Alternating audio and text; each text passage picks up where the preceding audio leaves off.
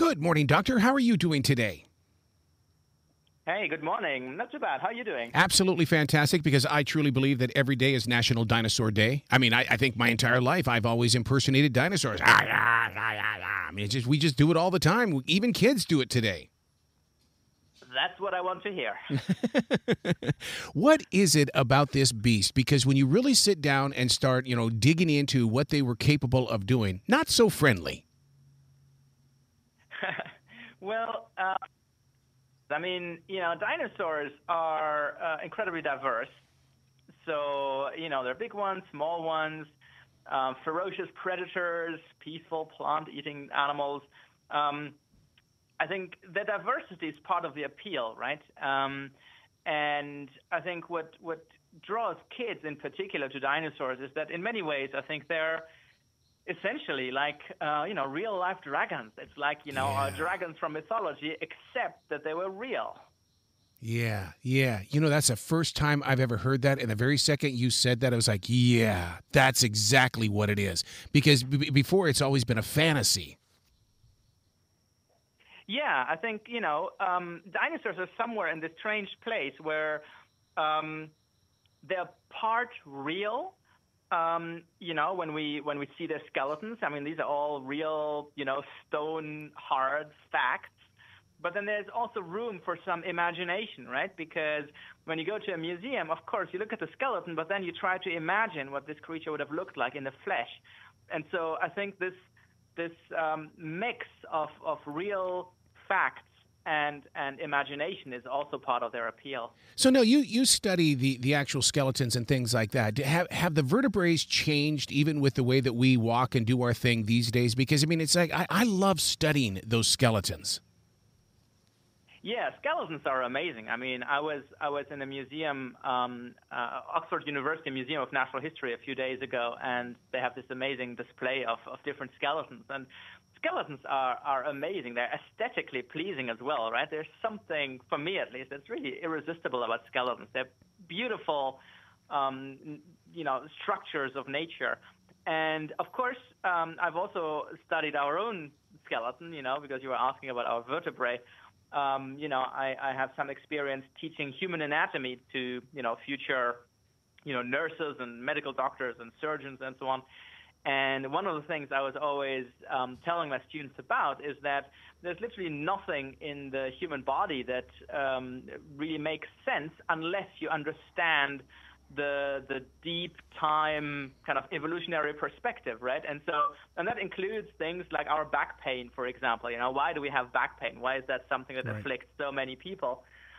It's a consequence of bipedal walking, right? Upright walking.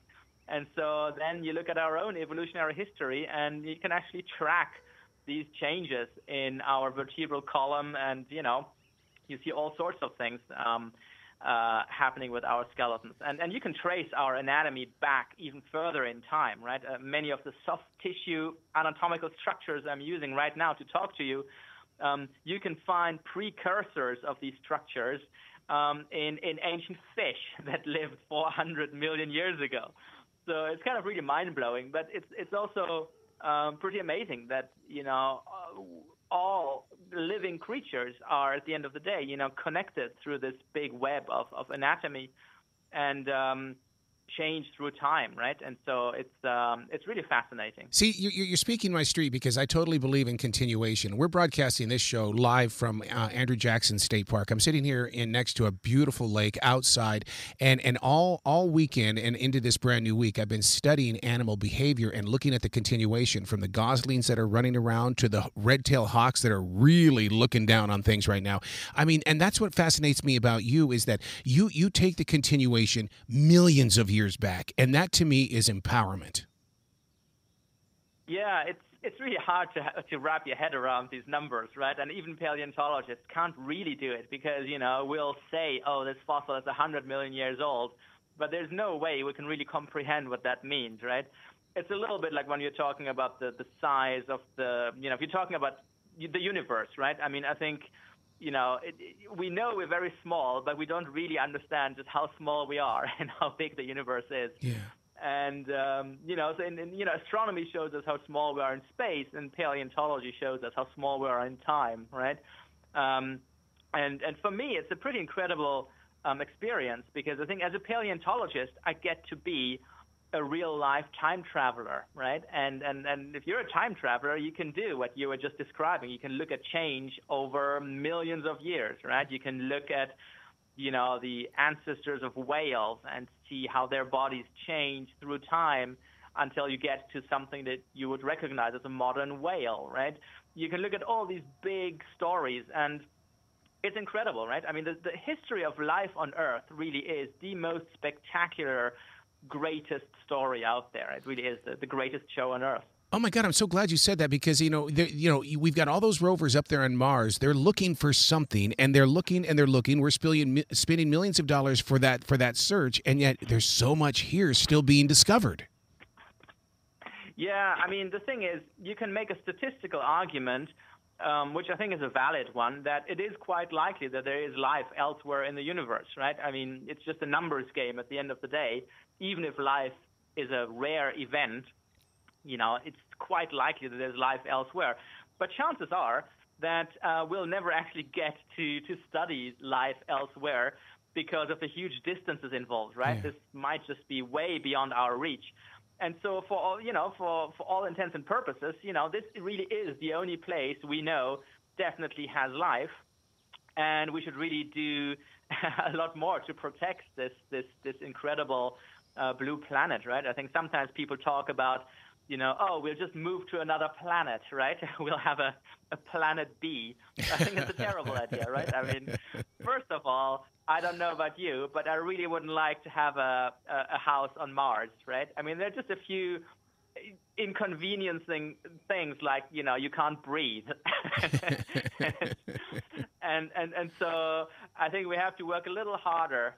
This is really the only home we have. And so rather than talking about a planet B, I think we have to do more to protect our only home. Because you're so close to history, and science is constantly evolving, how much does AI, work play into, helping you get deeper and deeper into the story?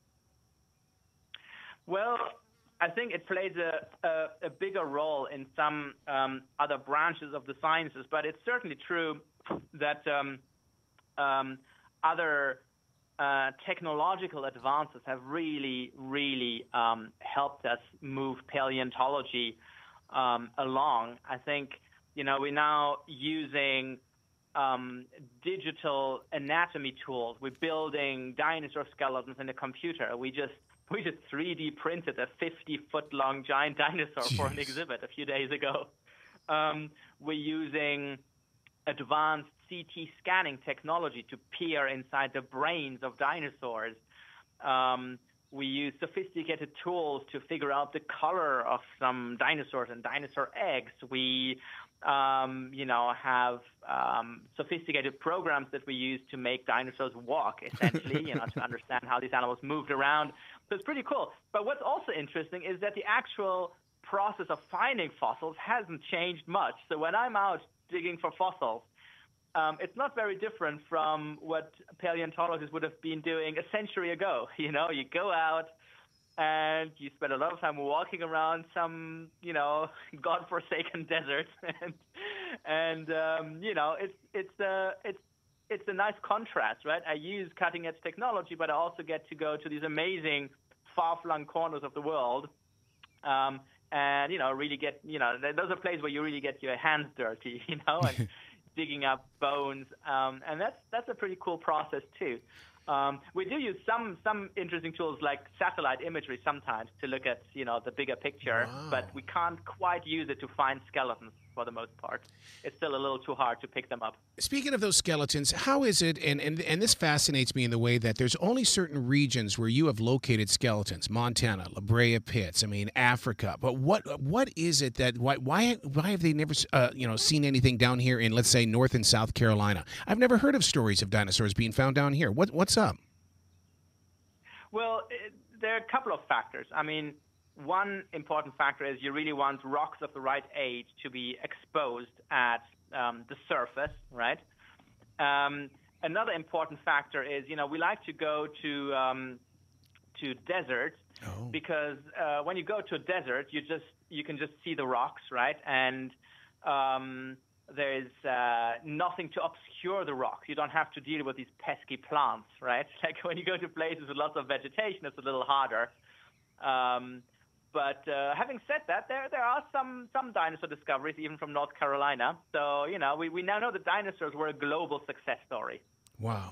Okay, there's got to be a website where people can go, because we realize, that National Dinosaur, like I said, National Dinosaur Day is every day because we don't fall out of love with our dinosaurs. Where can people go to find out more information about you and your continued exploration?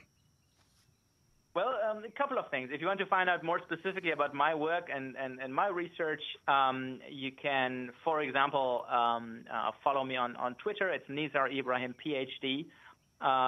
You can find out more about the incredible range of dinosaur books that National Geographic has on offer. Yep. If you go to kids.nationalgeographic.com/animals/prehistoric, and that's going to give you an opportunity to explore the latest discoveries. You can look at dinosaur posters, and you can take a dinosaur quiz, and you can find out more about these incredible books. And I can tell you these books are very, very good because I was a scientific consultant on many of them. So my wife is a school teacher, and she cherishes those books. Oh my God, the way that the students react to them and stuff like that, she loves it. Yeah, no, they're really good. So that's really the best starting point for an exploration of the prehistoric world. I love it. Please come back to the show anytime in the future, Doctor, because the door is always going to be open for you. Fantastic. Looking forward to it. Well, you beat brilliant today, okay? Thank you. Thanks for having me. Have a good day.